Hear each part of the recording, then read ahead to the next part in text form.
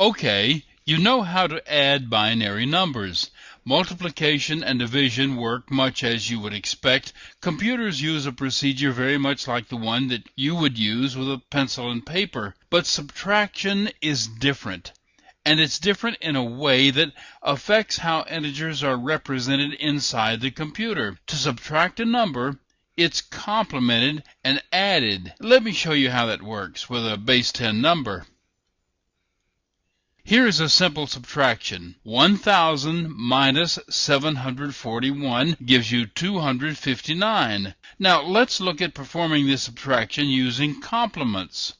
As you know, any number can be preceded by zeros, and for this example, the base 10 number 741 is written preceded by 3 zeros. To get the tens complement of the number, the first step is to subtract each digit from 9.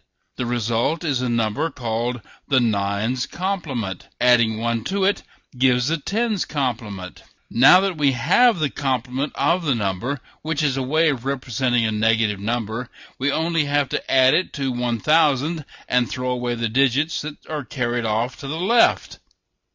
The result is the same as if the numbers had been subtracted. Now let's do the same thing with a couple of base 2 numbers.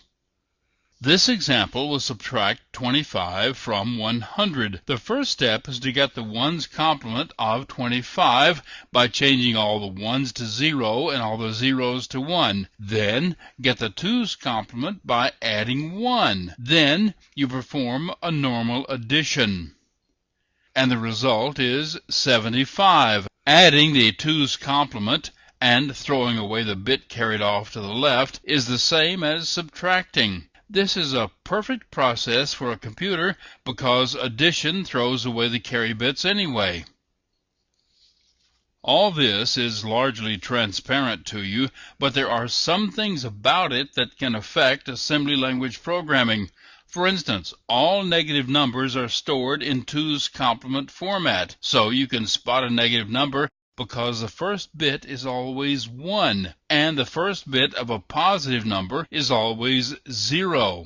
When you shift a number to the right, the leftmost bit is duplicated to fill the vacancy. Such an operation is known as sign extension. Continuous shifting will eventually result in a negative number becoming -1 and a positive number becoming 0.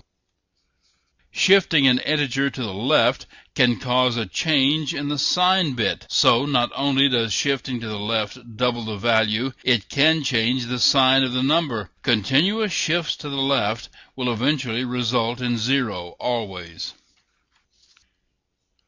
The operation of taking a twos complement is symmetric. Do it to a positive number, and you get the negative number of it. Do it to a negative number, and you get that same number in positive.